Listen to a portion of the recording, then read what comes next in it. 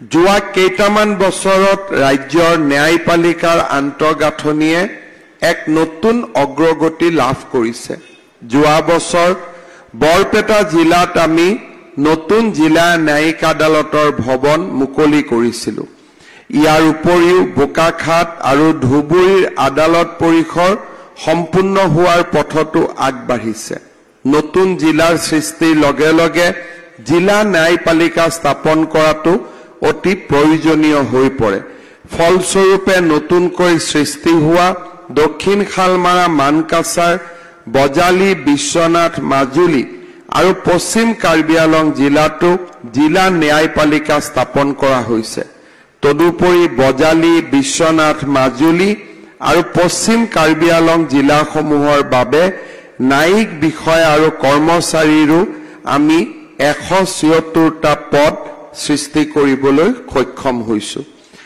ন্যায়িক আন্তঃগাঁথনিৰ এনে উন্নয়নে ন্যায়িক ব্যৱস্থাটোৰ সবলীকৰণত এক অনুকূল পৰিৱেশ গঢ়ি তুলিব বুলি মই আশাবাদী।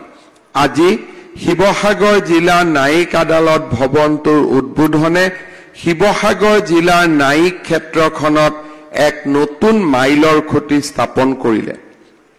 আহোম ৰাজত্বৰ সময়ৰ পৰাই শিৱসাগৰ জিলাই অসমৰ গৌৰৱময় ঐতিহ্যৰ ধ্বজা বহন কৰি আহিছে। এই ঐতিহ্যৰ ভেটিতে আমাৰ সমাজ ব্যৱস্থাও গঢ় লৈ উঠিছে। গণতান্ত্ৰিক প্ৰমূল্যবোধ, ন্যায় ব্যৱস্থা, শাসন প্ৰণালী আদিকে ধৰি শিৱসাগৰৰ পবিত্ৰ ভূমিয়ে শক্তিশালী কৰি আহিছে। আজিৰ এই গৌৰৱময় অনুষ্ঠানত শিৱসাগৰ জিলাবাসীক পুনৰ এবাৰ অভিনন্দন জনাইছো, ধন্যবাদ জনাইছো যে শিৱসাগৰত আজি এটা আমি সুন্দৰ ন্যায়িক আদালত লাভ কৰিব পাৰিছো। গুৱাহাটী উচ্চ ন্যায়ালয়ৰ মুখ্য ন্যায়াধীশ সন্মানীয় ন্যায়মূৰ্তি শ্ৰী বিজয় বিষ্ণয় ডাঙৰীয়াৰ সুন্দৰ নেতৃত্বৰ বাবে আজি আমি এই এটা সুন্দৰ ন্যায়িক আদালত লাভ কৰিবলৈ সক্ষম হৈছো। মই সেয়েহে শিৱসাগৰ জিলাবাসীৰ ৰাইজৰ হৈও গুৱাহাটী উচ্চ ন্যায়ালয়ৰ মুখ্য ন্যায়াধীশ গৰাকীক অভিনন্দন আৰু ধন্যবাদ জনাইছো। শ্ৰদ্ধাৰ অধিবক্তাসকল, আমাৰ বাবে 1 জুলাই তাৰিখটো ন্যায়িক ইতিহাসৰ বাবে এটা নতুন মাইলৰ খুঁটা হ'ব। প্ৰধানমন্ত্ৰী নৰেন্দ্ৰ মোদী ডাঙৰীয়াৰ বলিষ্ঠ পদক্ষেপত আমাৰ দেশে ব্ৰিটিছ ঔপনিৱেশিক দিনৰ পৰাই প্ৰচলিত Indian panel code, code of criminal procedure আৰু ইণ্ডিয়ান এভিডেন্স এক্টৰ পৰিৱৰ্তে ভাৰতীয় ন্যায় সংহিতা, ভাৰতীয় নাগৰিক সুৰক্ষা সংহিতা আৰু ভাৰতীয় সাক্ষ্য অধিনিয়ম বলবৎ কৰি দেশত এক যুগান্তৰকাৰী পৰিৱৰ্তন ঘটালে। এই পৰিৱৰ্তনে ন্যায়, সমতা আৰু নাগৰিকৰ অধিকাৰ সুৰক্ষিত কৰাৰ দিশত গণতন্ত্ৰৰ দায়বদ্ধতাকে প্ৰতীয়মান কৰিছে।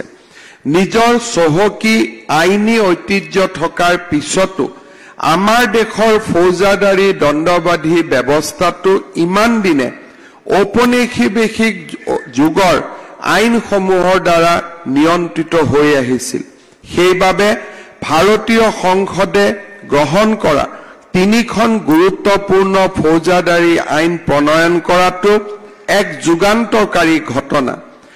প্ৰধানমন্ত্ৰী ডাঙৰীয়াৰ ইজ অফ জাষ্টিছ দৰ্শনৰ সৈতে সংগতি ৰাখি কেন্দ্ৰীয় চৰকাৰে এই নতুন ন্যায় সংহিতা গ্ৰহণ কৰিছে। প্ৰধানমন্ত্ৰী ডাঙৰীয়াই এই নতুন ফৌজদাৰী আইনসমূহে citizen first, dignity first and justice first অথবা নাগৰিক প্ৰথম, মৰ্যাদা প্ৰথম আৰু ন্যায় প্ৰথম নীতিৰ ওপৰত গুৰুত্ব আৰোপ কৰিছে। এই নতুন আইনী পৰিকাঠামোৰ অধীনত এতিয়া আৰক্ষীয়ে লাঠিৰ পৰিৱৰ্তে ডাটা অৰ্থাৎ লাঠিৰ পৰিৱৰ্তে তথ্যৰ ওপৰত নিৰ্ভৰ কৰি কাম কৰাৰ প্ৰয়োজনীয়তাও প্ৰধানমন্ত্ৰী ডাঙৰীয়াই দোহাৰিছে। প্ৰধানমন্ত্ৰী ডাঙৰীয়াই ইজ অফ জাষ্টিছৰ ওপৰত সৰ্বাধিক গুৰুত্ব দি ease of living, ease of doing business, and ease of travel and communication প্ৰতিও চৰকাৰৰ দায়বদ্ধতাক সজোৰে ঘোষণা কৰিছে। এই নতুন সংহিতাৰ অধীনত প্ৰযুক্তিয়ে আগস্থান লাভ কৰিব। প্ৰযুক্তিৰ প্ৰয়োগেৰে গোচৰৰ অত্যাধিক বোজাৰ পৰা ন্যায় ব্যৱস্থাটো মুক্ত হৈ উঠিলে আমাৰ ন্যায় ব্যৱস্থাৰ বাবে এক নতুন যুগৰ আৰম্ভণি হ'ব। মই বিশ্বাস কৰোঁ যে আমাৰ অধিবক্তাসমূহে নতুন ন্যায় সংহিতা কেইখন সুন্দৰভাৱে অধ্যয়ন কৰি নতুন ন্যায় সংহিতাৰ দৰ্শনৰ লগত জাষ্টিস ডেলিভাৰী সিস্টেমটোক শক্তিশালী কৰাৰ বাবে প্ৰচেষ্টা হাতত ল'ব। ইয়াৰ লগতে অসম আৰক্ষীকো নতুন ন্যায় সংহিতাৰ সৈতে অপৰাধ তদন্তৰ দিশত আগবাঢ়িবৰ বাবে আমি যথেষ্ট ব্যৱস্থা হাতত লৈছো আৰু আমি আৰক্ষীক প্ৰশিক্ষণ, ফৰেনসিক ট্ৰেইনিং আৰু ডাটাবেস জাষ্টিস সিস্টেম এটা যাতে ডেভেলপ হয় তাৰ বাবে আমি তেওঁলোকক উপযুক্ত প্ৰশিক্ষণ দিয়াৰ বাবেও চেষ্টা কৰিছো। জুলাই মাহৰ পৰা বহু কেইটা বছৰলৈকে আমি দুটা ব্যৱস্থাৰ সৈতে নিজক জড়িত ৰাখিব লাগিব। পুৰণা গোচৰসমূহৰ বাবে আইপিসি, সিআৰপিসি, এভিডেন্স এক্ট আৰু নতুন গোচৰৰ বাবে ন্যায় সংহিতা। মই ভাবো আমাৰ অধিবক্তা আৰু ন্যায়পালিকাৰ কাৰণে অন্তত next 5 years will be a very very challenging period, কাৰণ আমি দুটা সিস্টেমৰ লগত কোএক্সিস্ট কৰি আমি আগবাঢ়ি যাব লাগিব। আৰু সেই সময়ত মই ভাবো যে আমাৰ বাবে মানসিক হেঁচাও থাকিব আৰু দুইটা সিস্টেমৰ মাজত ইন্টাৰপ্লে কৰিবৰ বাবে আমি যথেষ্ট জ্ঞান আৰু অভিজ্ঞতা আৰু লগতে নতুন শিকাৰ আগ্ৰহেৰেও আমি আগুৱাই যাব লাগিব। মই ভাবো যে অসমৰ ন্যায়পালিকাৰ সৈতে জড়িত আটায়ে এই নতুন প্ৰত্যাহ্বান গ্ৰহণ কৰিব পাৰিব। And under the leadership of Guwahati high court মই ভাবো যে আমাৰ পেনেল কোডৰ পৰা ন্যায় সংহিতালৈ যিটো আমাৰ নতুন যাত্ৰা, সেই নতুন যাত্ৰা সুষম হ'ব। It will be a smooth transition আৰু যিটো ট্ৰেনজিশনে আমাৰ সৰ্বসাধাৰণ লোকক, যিসকলে আমাৰ পৰা ন্যায় বিচাৰে, তেওঁলোকক আমি সহায় কৰিব পাৰিম। মই আৰু এটা বিশেষ বিষয়ৰ ওপৰত গুৰুত্ব দিব খুজিছো। আমাৰ চৰকাৰখনৰ বাবে এটা ডাঙৰ প্ৰাথমিকতা হৈছে বাল্য বিবাহ, শিশু আৰু নাৰীৰ ওপৰত হোৱা অত্যাচাৰৰ বিৰুদ্ধে নিৰন্তৰ সংগ্ৰাম। পস্কো আদালতবিলাক আজি আমি 17খন জিলাত স্থাপন কৰিছো। বাল্য বিবাহৰ সৈতে জড়িত বহুত ব্যক্তিক আমি গ্ৰেপ্তাৰ কৰিছো। পস্কোৰ অধীনত আমি তেখেতসকলক ন্যায়পালিকাৰ ওচৰত থিয় কৰাবলৈ প্ৰচেষ্টা কৰিছো। ইণ্ডিয়ান পপুলেশ্যন ইনষ্টিটিউটে ইতিমধ্যে অসমত গৱেষণা চলাইছে যে যোৱা এটা বছৰত আমি লোৱা প্ৰচেষ্টাৰ সময়ত বাল্য বিবাহৰ ইনসিডেন্ট আমি কিমান কমা সমাজত দেখা পাইছো আৰু যৌন নিৰ্যাতন আৰু বিশেষকৈ শিশুৰ ওপৰত যৌন নিৰ্যাতনৰ ঘটনা আমি কিমান হ্ৰাস কৰিব পাৰিছো। অহা 3 মাহত তাৰ বিজ্ঞানসন্মত প্ৰতিবেদন এখন পাম বুলি আমি আশা কৰিছো। মোৰ এটা অনুৰোধ থাকিব যে ন্যায়পালিকাই কি সিদ্ধান্ত লয়, ন্যায়পালিকাৰ ওপৰত তাৰ সিদ্ধান্ত তাত আমি একো কমেন্ট দিব নোৱাৰো, কিন্তু অধিবক্তাসকলক মই অনুৰোধ কৰিম যে শিশু আৰু মহিলাৰ অপৰাধৰ সম্পৰ্কত জড়িত গোচৰবিলাকত আমি যিকোনো কাৰণতে যাতে ইয়াৰ শুনানি আমাৰ কাৰণে স্থবিৰ হৈ নপৰে তাৰ বিষয়ে আমি গুৰুত্ব দিয়া উচিত, কাৰণ সমাজক ন্যায় দিয়া আমাৰ সকলোৰে দায়িত্ব।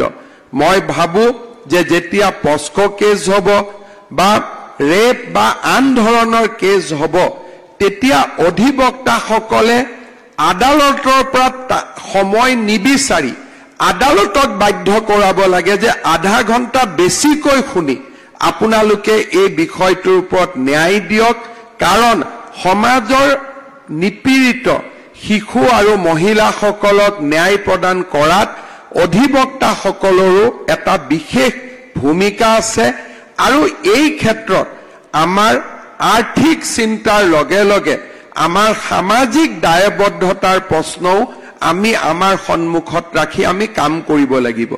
নিৰ্দোষীজনক আদালতৰ পৰা তেওঁক মুক্তি দিয়াটো আমাৰ দায়িত্ব, কিন্তু দোষীৰ শাস্তি বিলম্ব কৰাটো আমাৰ দায়িত্বৰ ভিতৰত নপৰে, বৰঞ্চ দোষীক শাস্তি ক্ষিপ্ৰতৰ হোৱা আমাৰ দায়িত্বৰ ভিতৰত পৰে।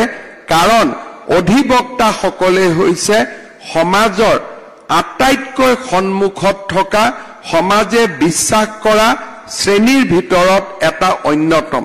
শিক্ষক, অধিবক্তা, আমাৰ প্ৰফেচাৰ্ছ, চাৰ্টাৰ্ড একাউণ্টেণ্টছ আদিৰ দৰে বৃত্তিৰ সৈতে জড়িত থকা ব্যক্তিসকলক ওপৰত সমাজৰ দুখীয়া মানুহে আস্থা পোষণ কৰে আৰু তেওঁলোকৰ আস্থাৰ কসতিশীলত উত্তীৰ্ণ হোৱাটো আমাৰ সামাজিক দায়বদ্ধতাৰ এটা অন্যতম বৈশিষ্ট্য বুলি মই অনুভৱ কৰোঁ।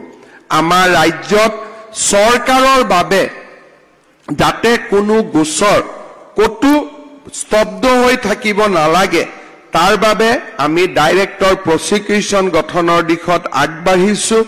আৰু আমাৰ জিলা ন্যায়াধীশসমূহত, ন্যায়ালয়সমূহত চৰকাৰী অধিবক্তা নিয়োগৰ ব্যৱস্থাটোতো আমি এটা ডাঙৰ ট্ৰান্সফৰ্মেশ্যন আনিবৰ বাবে চেষ্টা কৰিছোঁ, যাতে তেওঁলোক চৰকাৰী বিষয়া হ'ব পাৰে, মাহত তেওঁলোকে চৰকাৰৰ পৰা দৰমহা পাব পাৰে, আৰু তেওঁলোকৰ সামাজিক দায়বদ্ধতাক আমি যাতে এটা মেজাৰমেণ্ট কৰিব পাৰোঁ, সেই দিশতো আজি আমি পদক্ষেপ আগবঢ়াইছোঁ। আৰু মই ভাবোঁ যে এই দিশতো আমি নিশ্চয় সফল হ'ব পাৰিম।